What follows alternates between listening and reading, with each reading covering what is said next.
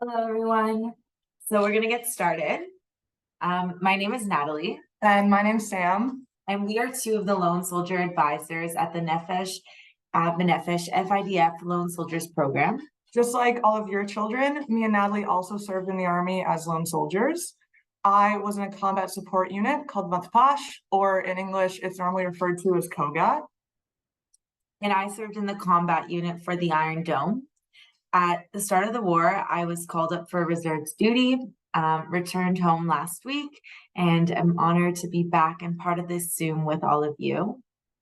Today, we are joined by two IDF officers who will speak about operational updates and answer questions at the end.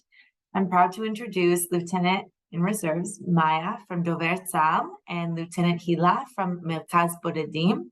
Lieutenant Maya, floor is yours. Thank you. So hi, everyone. My name is Maya. As I was introduced, I'm currently in reserve service in the spokesperson unit of the IDF. In my previous positions, I served in different welfare positions of the IDF for nearly 5 years. So lone soldiers are and have and always will be close to my heart. I will want to start off by saying that I'm sure this is a difficult time for all of you guys back home. And I want to start off by saying thank you for your support, for trusting us with your children, and for everything that we are doing together. In my eyes, a lone soldier in the IDF is one of the most strengthening things that we have. I've heard a lot of soldiers on ground saying how the lone soldiers in their team, in their battalion, gives them the strength to fight and to do what we're here to do. So thank you for raising your kids so beautifully. And we're trying to do everything we can to take care of them. So I will go over short briefings. I'll share with you that I'm currently in the south of Israel, walking around the kibbutzes of the Gazan envelope. So I'm down here sending a lot of love and strength to you overseas, wherever you are. As you know, we're working mostly in the southern border, in the Gaza border. Our forces have entered and are working to dismantle Hamas in everything that we can do. For the Gazan civilians, there are trucks going into Gaza every night with support and equipment for the soldiers that are on ground.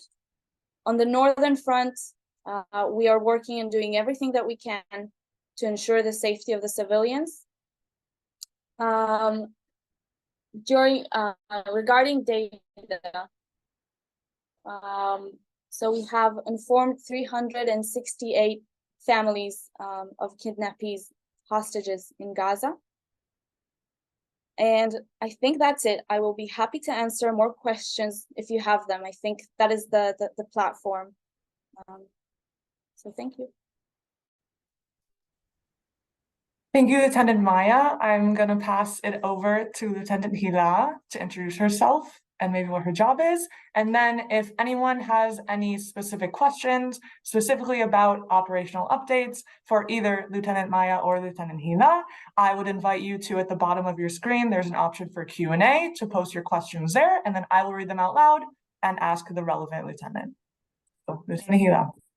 Okay, my name is Ila. I'm the head of the Merkaz Bodedim, the head of the Lone Soldiers Center, and we sit in a Mufet. And I would like you to know that, first of all, we also work with the organization of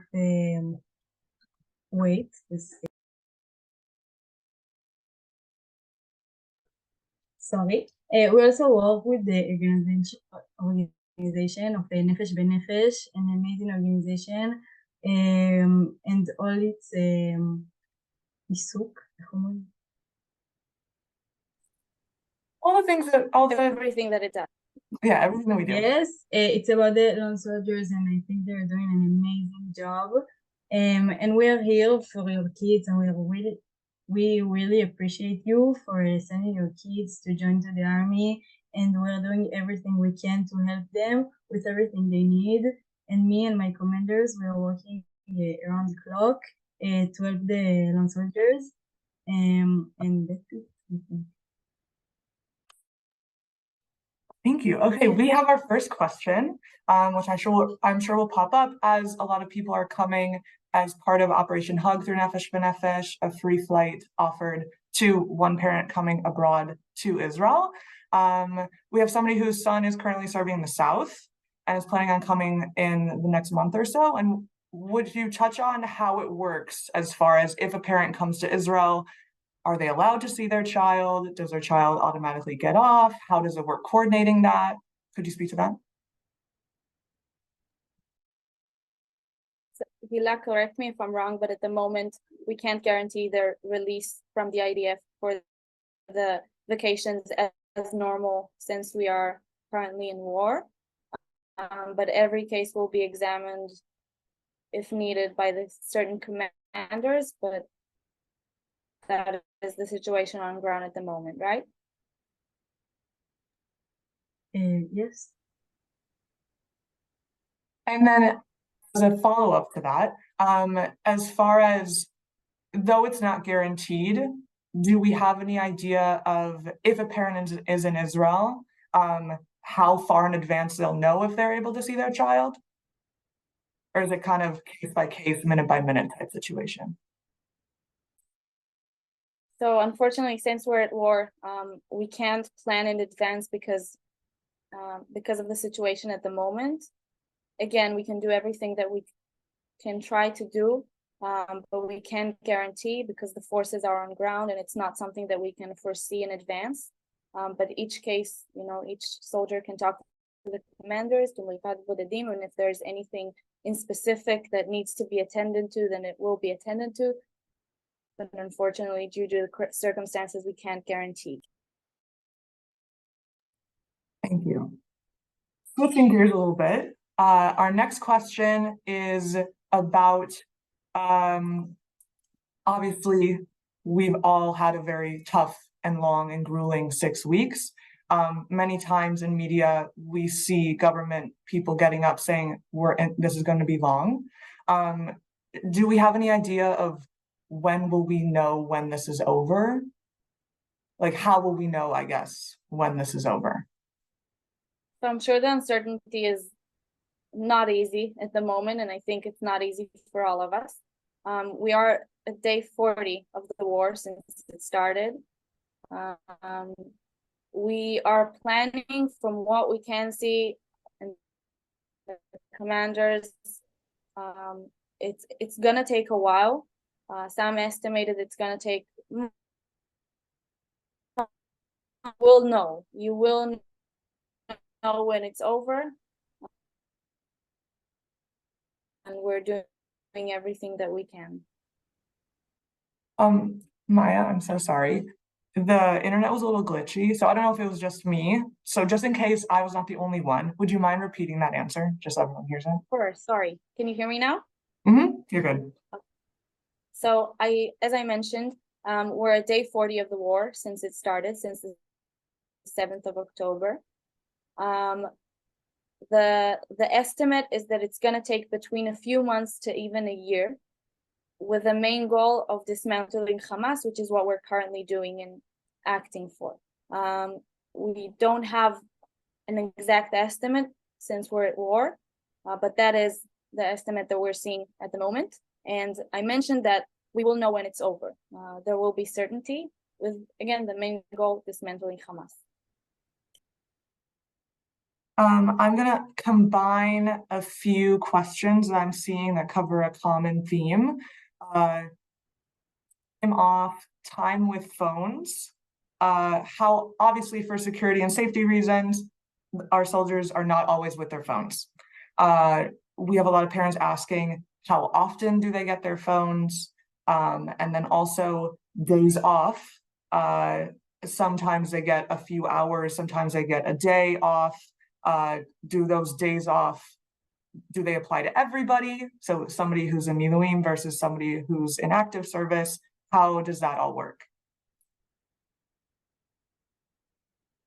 So the forces get refreshments, and they come and go. It depends on the force on ground, and I unfortunately cannot elaborate too much on that, so I will say what I can. The availability with the phones, I understand how difficult it must be, but it is something that we cannot foresee for sure. It depends on the activity on ground, so I'm sorry for the uncertainty here, guys, but I can't elaborate too much.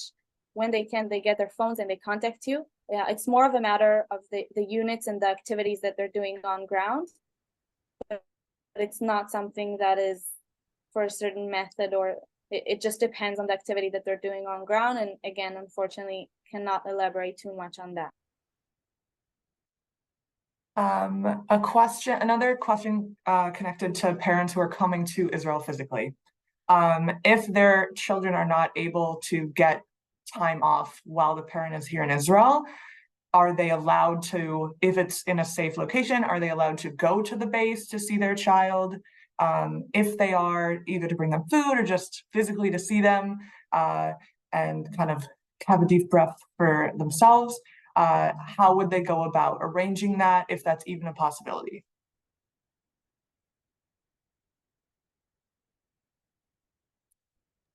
So it depends on where the soldier is stationed and the situation on ground, which again is changing due to the circumstances.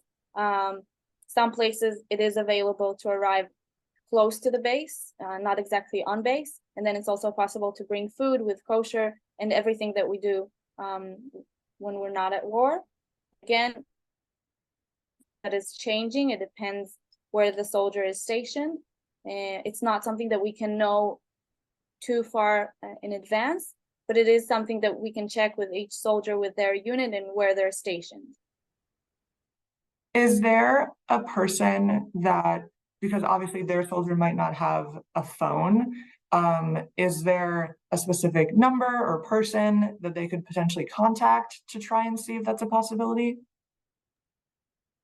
So of course, each soldier with their commanders, if they're not available, if the commander is available, we can check with them. We have here Hila, a representative from Merkaz Bodedim. You guys have it, right, Samantha? It's available. Go ahead, Hila. Oh, we have there's a special place in the army that's called the Kafax. And they have a special number, and we can forward it to Noya, and she can give you, and you can WhatsApp them. So this number is available 24/7. It's Ktin Pniot HaChayalim, so Ktin Pniot HaTzibur, excuse me. So it's for the public inquiries. Yes, exactly. Thank you, Samantha. Public inquiries. It's available 24/7. Any question that is unanswered by the commanders, by the soldiers, by the Merkaz Bodedim, they're available. Any question can be referred to them. So I'm sure it will be helpful to pass that along as well. They can help with anything, with the stationing, with the questions, and if they can answer it, and they will provide the correct answer that is relevant at the same moment. Amazing. I'm actually going to take some questions that I know the answer to, and I've seen it multiple times, so I want to make sure everyone hears the same answer. Like I said, with Operation Hug, this initiative between Nefesh B'Nefesh, FIDF, and JNF USA to provide one free flight for a parent of a lone soldier to come to Israel to visit their soldier. I have a lot of requests of, can we get it expedited? Can we get a rush our request, etc.? What I will say is that due to an overwhelming amount of people requesting, that group of staff who are looking over all the requests have said that they're able to get a turnaround of 72 hours for an answer. And then on top of that, because there's limited flights, they're working as fast as they can. So unfortunately, there's no way to expedite it any faster than what we're currently operating at. Once you put in a request, the best thing to do is you'll get a return email saying that they've seen your request, and then you'll be put in touch with a travel agent if they're able to find a flight that suits. So for all the parents asking about that, we are working, and the department and workers who are working on that initiative are working at full capacity and as fast as they possibly can, and they will be in touch with you when it is relevant. I'm also seeing a lot of interesting questions that I also don't know the answer to. As far as them saying that it's a long operation. For reserve duty, will they be part of this the entire time? Will they be pulled back? Is that something that we know right now? So that is not something that we can share as it refers to the plans on ground. Obviously, it's different for a soldier in reserve and a soldier in their duty, but it depends on the missions and the needs on ground. That is all I can elaborate at the moment. Thank you. Hila, this is about the lone soldier rights and benefits. As many parents know, typically not during wartime, soldiers are allowed a miyuchedet where they're able to fly home to visit their family abroad. For non-combat soldiers, for combat soldiers, we understand they are where they're needing to be right now. But for non-combat soldiers, jobnikim, is there going to be a point where they're allowed to go fly and visit their parents?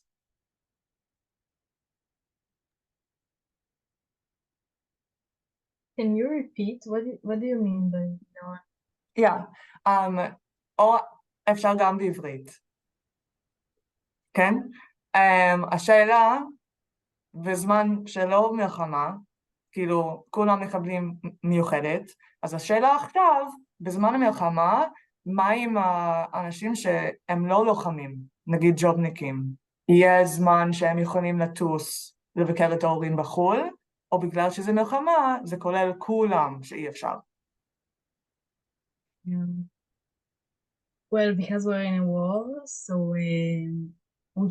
the army can't let every soldier to fly to their home, because we're trying to be equal. So it's. So if I could just fine tune that, at the moment, there is no difference between whether you're a combat or combat support, a jobnik, because even the supporters are currently working around the clock and are a big part of the support of the war. So at the moment, it applies to all of them that it's not possible. But again, we'll see how things are going, and with that, we'll have more answers. But at the moment, that is the answer. Is that okay? Does that answer the question? I think so. So many great questions, guys. Some of these questions, I will say, are fantastic questions, and ones that can be directed to our department, a little less relevant to operational updates. So if you do not hear me say your question, that is the reason. This webinar in general will be sent out as a recording. So if your question was not answered and you still have it, you can feel free to respond to that email with your question, and the relevant person will be able to respond to it. As far as for future drafts in November, December, are they running as planned? Do we know if there's any delays?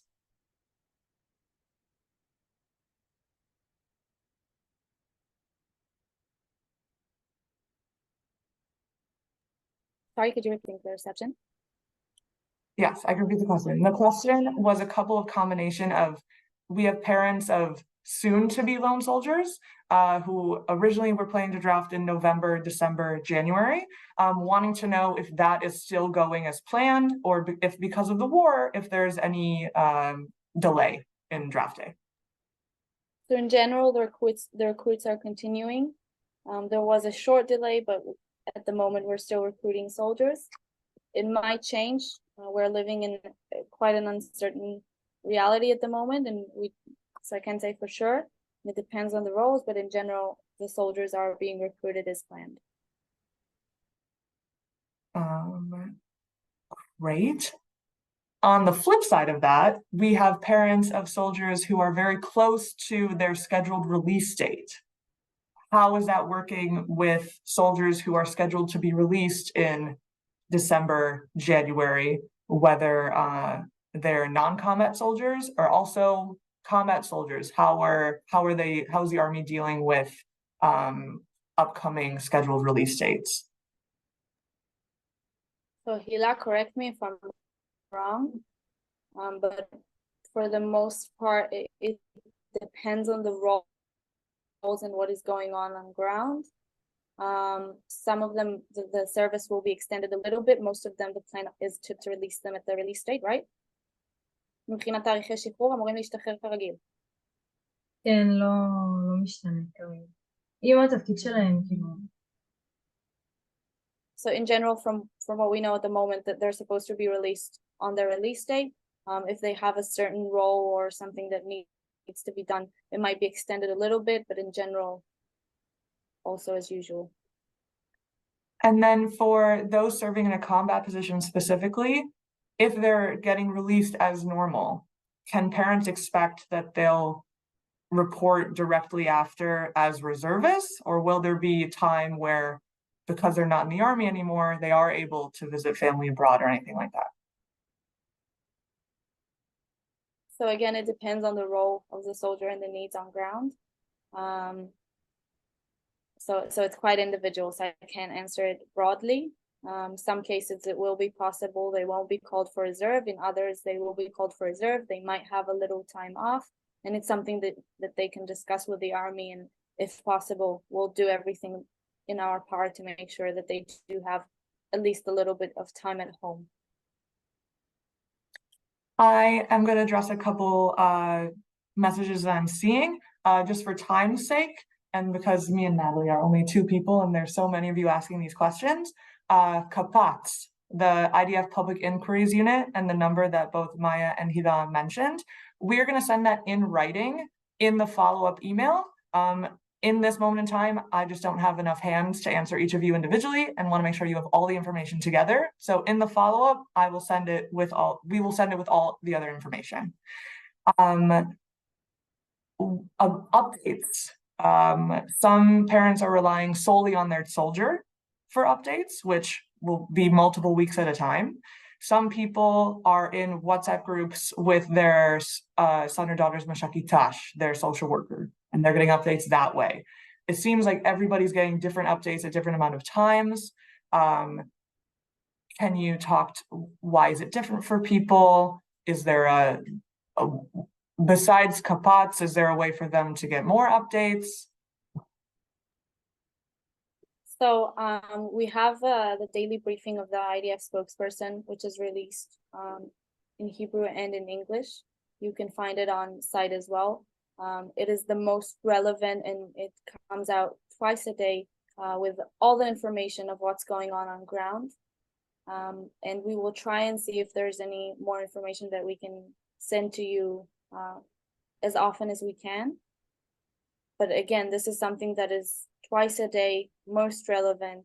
So I recommend to keep posted on that. Amazing. I'm seeing a couple other questions that I think I can answer. The Operation Hug that I spoke about, Operation Hug is, you can, if you're a parent from anywhere on planet Earth, you can apply. The biggest thing about being accepted and finding a flight is obviously flight availability. So anyone can apply. What I will say is that there is priority to parents of combat soldiers, whether in reserves or active service, then combat support, and then non-combat positions. So something just to keep in mind. Another question we got is psychological help for soldiers. So I can speak to what we at the Lone Soldiers Program are offering, and then Hila and Maya, I'd love for you guys to speak about either the Moked that was opened or psychological help from within the Army. So through Nefesh B'Nefesh, we have gathered a database of over 350 volunteer mental health professionals. To date, we've had 75 of our active service soldiers be connected with a mental health professional that they're able to speak to in their mother tongue, and have gotten really good feedback about it. They're very thankful to be connected to them, which is great. There's always pros and cons to it.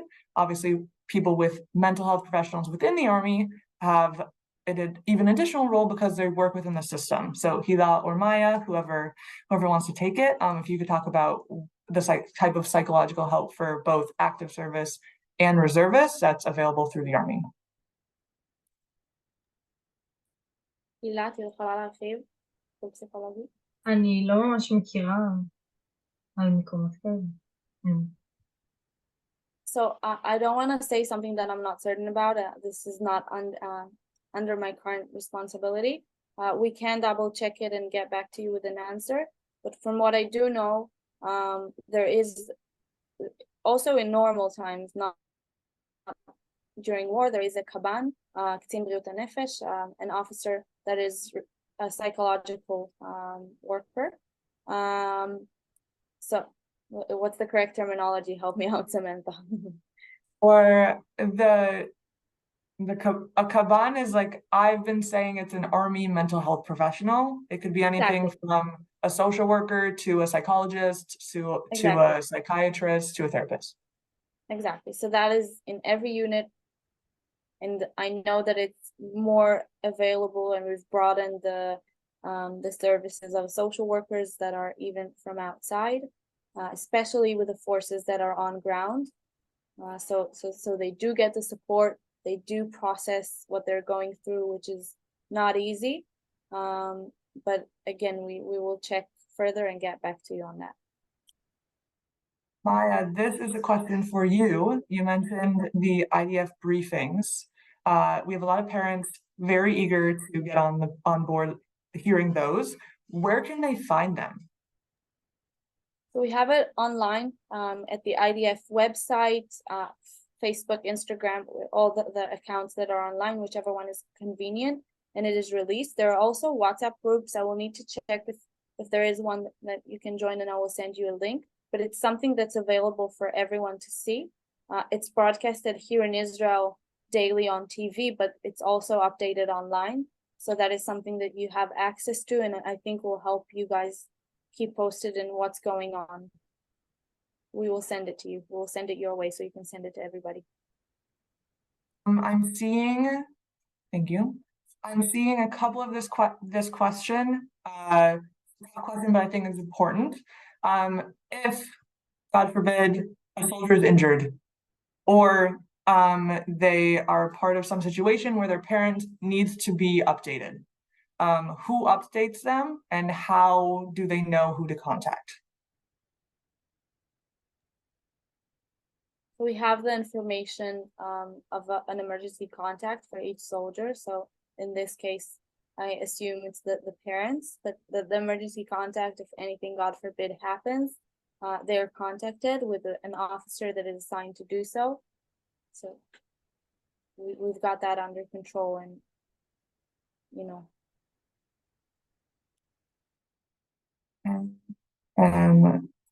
A question for you, as far as these WhatsApp, I'm not actually sure that you might not know this. As far as these WhatsApp groups of either parents of the soldiers in the unit or things like that, is that something that the Army organizes that we would be able to pass on to parents, or is that something that's kind of made within the parents, within like the group of parents, and they share it amongst themselves? From what I'm aware, it's the parents. It's the parents, or just the civilians that are doing this. So it's not something that we are in control of. Okay. That's also something new I learned. I definitely thought the Army helped with that. Okay. I'm seeing a lot, I'll take this one. I'm seeing a lot of parents asking about them understanding that it's not a guarantee that they're going to see their child, even if they're here in Israel, and wanting to know about volunteer opportunities, either with Lone Soldiers or other programs. I will say that through the Army, there's Sarel. Also, again, everyone who's registered and is here in this meeting will get a recording of this webinar, and can respond to it with that question. And we at LSP have resources of available volunteering opportunities that we'd be happy to share with everybody. Maya or Hila, do you guys know anything about Sarel or that program?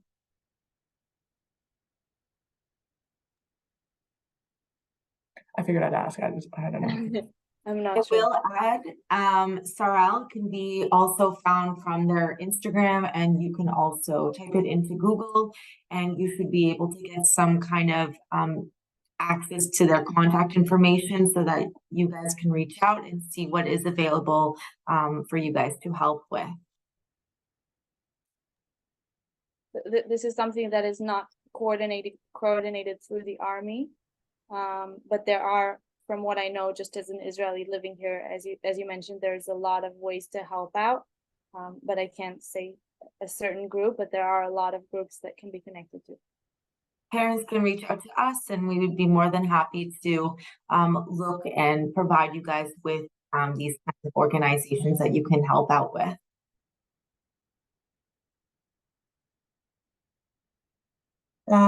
Okay. So many good questions. Again, I would like to remind everybody, we will get a recording of this, and if your question was not read out loud or you feel like part of it wasn't answered, please feel free to either connect with LSP, respond to the recorded webinar email that you'll receive after this, and we will be happy to individually answer those questions. A really good question. For a parent who doesn't know who their child's their social worker in their unit is, and oftentimes that's the person, when the soldiers are in the field without their phones, that's a person who's updating and connecting with parents. Is there a way? And if there is a way, what's the best way that they're able to find out who that is? It's only through Kapats, and we will send them their number. Okay, fantastic. So just to add on, Samantha, Kapats, the how did you call it again in English? The IDF Public Inquiries Unit. Public inquiries, exactly. There is a number for callers from abroad, so that you guys can share with them. They're available and they will answer all these questions. And I would just like to add on to the mental health aspect that we talked about, that there has been set up a standard for it that's available 24/7, that the soldiers, whether in reserve duty or in active duty, can call to get assistance. That is on top of what I mentioned before. Hila, this question is for you. So during the war, soldiers are not taking their miyuchedet. This is like a question about the future. If the war ends, right, and they weren't able to take this year's miyuchedet, will they have lost the chance to take that miyuchedet, or will they be able to take it later? Actually, I get asked it a lot, and after the war, we will have a mediniyut, Policy. a policy. We will publish a policy, and we really want them to get their מיוחדת, and we want, כאילו אני רוצה להגיד פשוט שאנחנו מן הסתם נתחשב בזה כזה אחרי זה, וכזה הכל עוד נתון לשינוי פשוט. We will of course take this into consideration, and the means and the effort is to enable another miuchedet or a longer miuchedet. We can't say how exactly it will work, since we don't know at the moment when the war is going to end. But our one is for them to get, you know, as much time as they can with you back home. A new policy will be published after the war, and then we'll know, but we can't say for sure at the moment. Okay.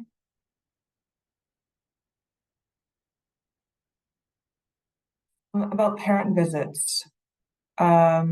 If their soldier doesn't have their phone and isn't Hey, able Sam, to. I'm sorry to interrupt. Could we just quickly translate what miyuchedet is? We just got a bunch of questions about that. So I want to make sure all the parents know. 100%. Miyuchedet is one of the lone soldier rights and benefits. It's 30 days every year of their service that a soldier is given to go fly and visit their parents abroad.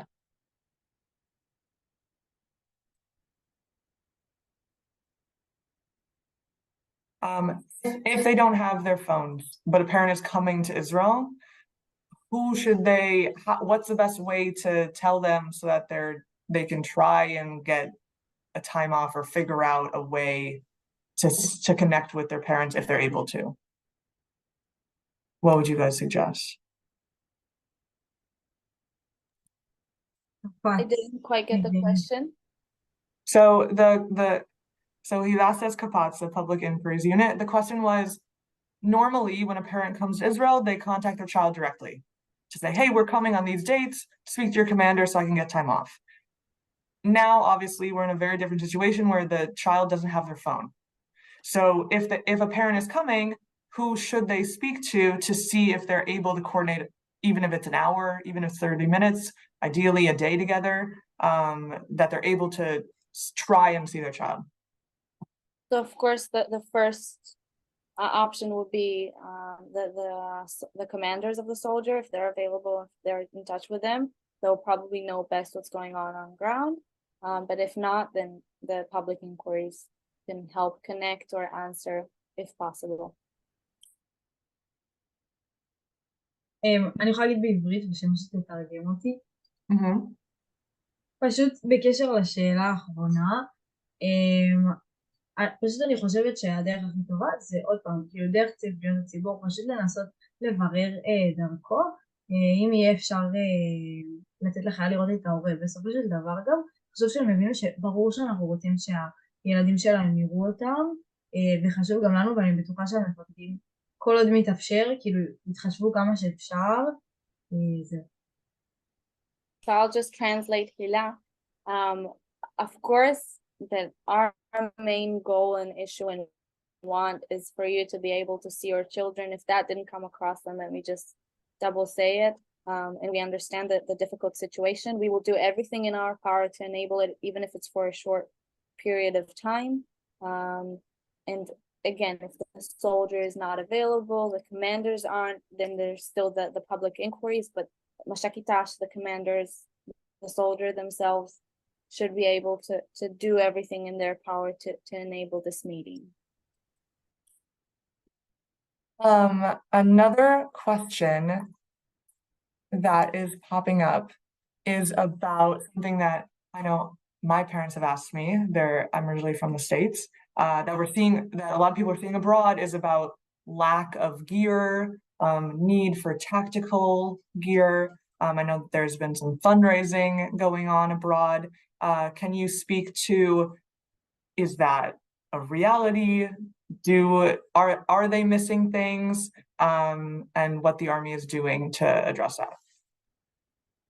So I'll say that all of the soldiers on ground, all of the forces have all the equipment that they need in order to do the missions that they're sent out to do. We do not send our soldiers without the proper equipment needed to do the certain mission. We have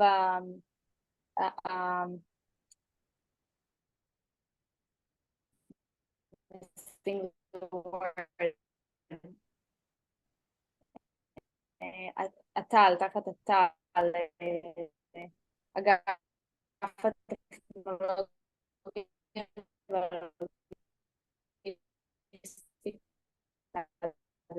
technological and logistic that is working full-time to the equipment needed to do their mission.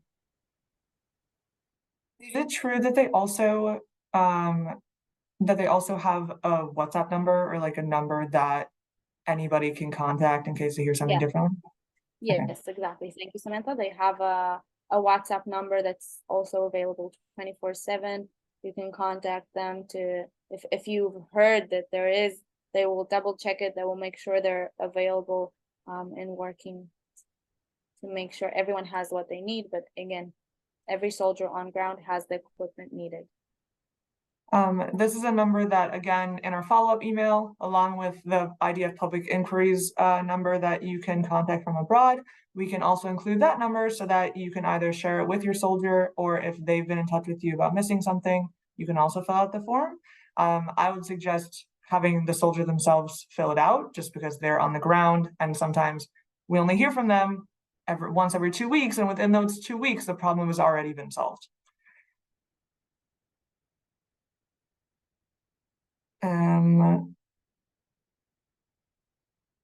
Let's see. I'm just reading through all of these questions to see which ones I think are most relevant to your guys' specialty.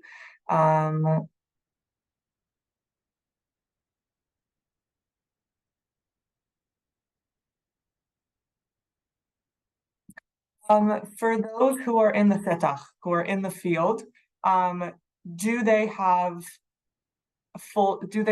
access full-time to medical care, whether it's a medic or a doctor? How does that work? So yeah, every force on ground has the medical team that is with them. Every team in general in the IDF has it, especially during war, and in order to get the medical treatment that they need to get. We have a question about details of lone soldiers. So, as you mentioned at the very beginning, we have lone soldiers coming from all over the world. Some that support dual citizenship, some that don't, some from pro-Israel places, some from anti-Israel places, and some that are even taking prosecuting people for serving in the IDF. Details of lone soldiers. How much is shared? Are they shared? Can you touch a little bit about that? Details of lone soldiers are not shared outside of the IDF. It is only within the IDF, unless that person chooses to share their information. That is something that's absolutely Confidential. the word? Yeah, confidential. Stays with the IDF. Okay, I got a few chats. We touched about emergency contact. We also have a question about, so all the children, when they drafted and or started reserve duty, they had to give the Army an emergency contact number. That's how they know who to contact. As far as logistically, if someone is injured, can you talk through logistically, like what happens to them and how that works?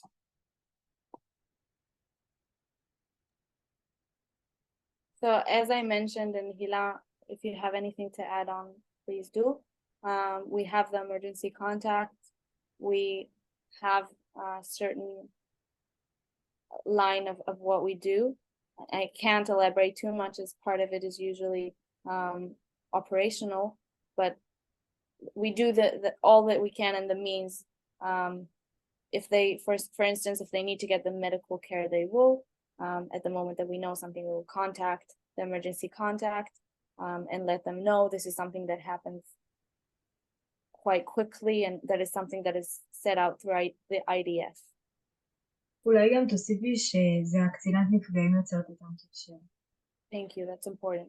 So that, I'm not sure you guys are aware, for me it's a given. There is an officer that is, like, for each unit there is a whole brigade in charge of it in the IDF, but there is an officer for each unit and for each soldier, and even an NCO, a non-commissioned officer, that is in charge of nifgaim. It's like casualties. I'm not sure it's the right terminology. So if anyone is injured in any way, there is a person within the IDF, a soldier and an officer taking care of it. We've enforced them with a lot of reservists that are also enforcing this. So that is something that is working full time and giving that support needed in that field.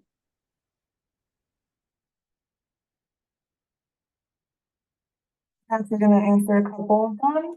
I'm seeing a lot of people having confusion about where their child is, how they figured that out, information coming in, but it's kind of confusing, not having the tools to fully understand what they're doing. I would recommend, like Maya mentioned, the IDF briefings that you said they're once a day or twice a day? So twice a day. Twice a day. So 2 opportunities to get updated about situation. A lot of the confusion is normal, even from here, because for the safety of the soldiers, we're only allowed as the public to we're only allowed to get a sliver of what's actually happening, and that is for the safety and betterment of the soldiers doing the missions. So some of those questions, unfortunately, we won't be able to answer in detail, but that's probably the best answer that we could give at this time. Where can people access briefings? So they can access them on the IDF website, which we can also share a link to that in the follow-up email with the recording of this. So it's all in one place, along with, yeah, Maya, go. Sorry, just to add on to that, to what you just said, I'm sure it's not easy with the uncertainty, but we're doing everything that we can, and the moment that we can share the information, then we share it. We're not withholding any information. We're trying to be as transparent as we can without hurting the mission, without, you know, putting in danger in any way the forces that are on ground, but we're doing everything that we can to be as transparent as we can.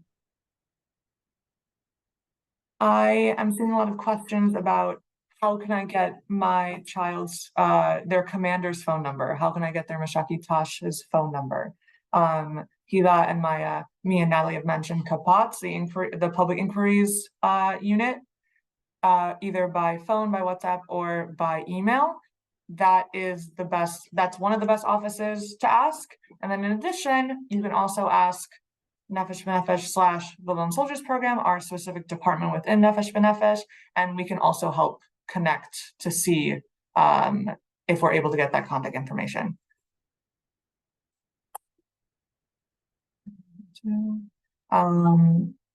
הילה, הפרטים של המש"קית ת"ש בכל יחידה? מה? פרטים של מש"קית ת"ש בכל יחידה? רק בקפ"ץ, וגם כאילו זה להתקשר, אין לנו וואטסאפ. The public inquiries, to just call them and they will be able to give you the number. וגם כאילו לא בטוח שהם יכולים לתת את המספר, פשוט כאילו הם המענה שיכול לתת את המענה, לנו אסור לשתף מידע כזה, לצערי.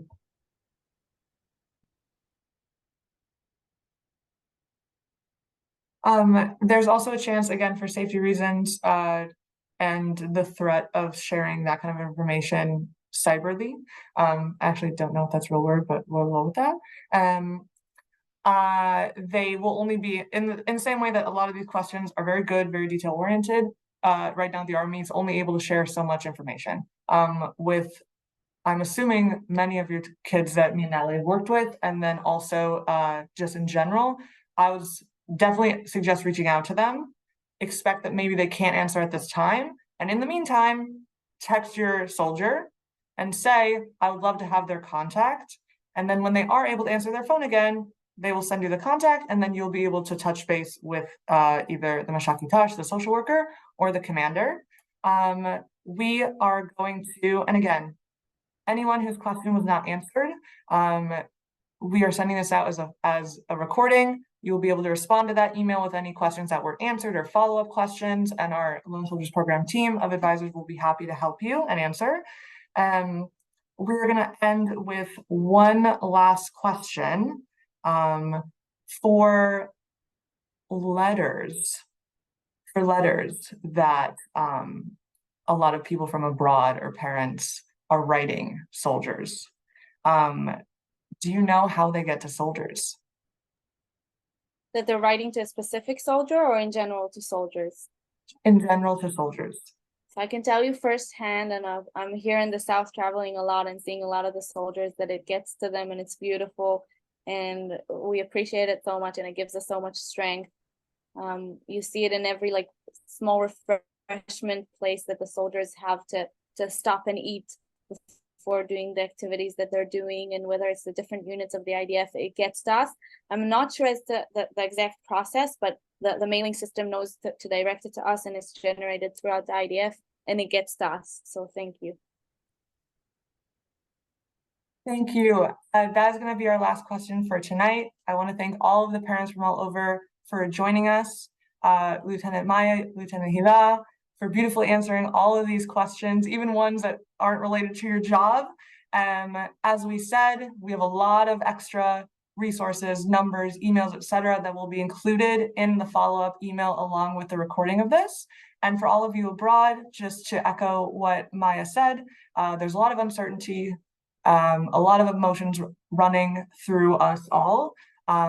At Nefesh B'Nefesh, we have a hotline that will also be included in this amazing follow-up email that we're building, that any parent can call from abroad and be able to speak with a professional from Nefesh, whether it's just to have someone to speak to answer questions as best we can. We're here and we're here to listen. So Lieutenant Hila, Lieutenant Maya, thank you so much. And wherever everybody is. Hope you're staying safe and doing as well as you can during these times. Yes. Good morning, good afternoon, and good night, everybody. Thank you. Thank you. Sending a big hug. Thank you.